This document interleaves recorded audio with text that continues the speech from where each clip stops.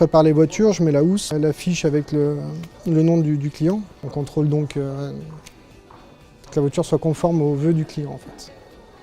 Ensuite, une fois qu'il est là, on lui présente le véhicule. Mais je réponds aussi à ses questions, parce que souvent les gens ont beaucoup de questions, pour se rassurer eux-mêmes. Souvent, ils sont très excités en fait.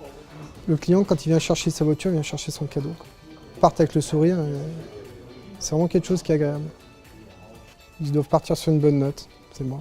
Je suis parti faire des études d'armurerie en Belgique. J'ai eu un accident pendant cette période-là, de voiture. Moi j'ai décidé, sachant que je pouvais très bien me réveiller un matin et être bloqué complètement, je suis allé donc déclarer mon handicap à l'ADAPT. Et il y avait justement une place qui se libérait au niveau de la mise en main des véhicules. J'ai un très bon contact humain, donc je me suis proposé. Je pense que ma direction a pris en compte aussi le fait justement qu'il fallait alléger ma charge, donc ils ont dit tenter l'essai, ça a bien marché.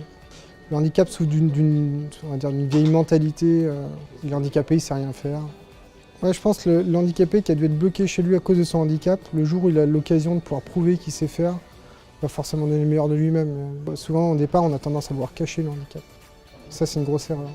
Ça m'a fait vraiment évoluer dans beaucoup de choses, et donc mon entourage l'a perçu en tant que tel. Je suis plus rayonnant, je suis plus ouvert aux autres. Mes enfants, ma femme et mes frères et compagnie, tous me voient différemment. J'ai renoué en fait un contact que j'avais perdu depuis quelques années.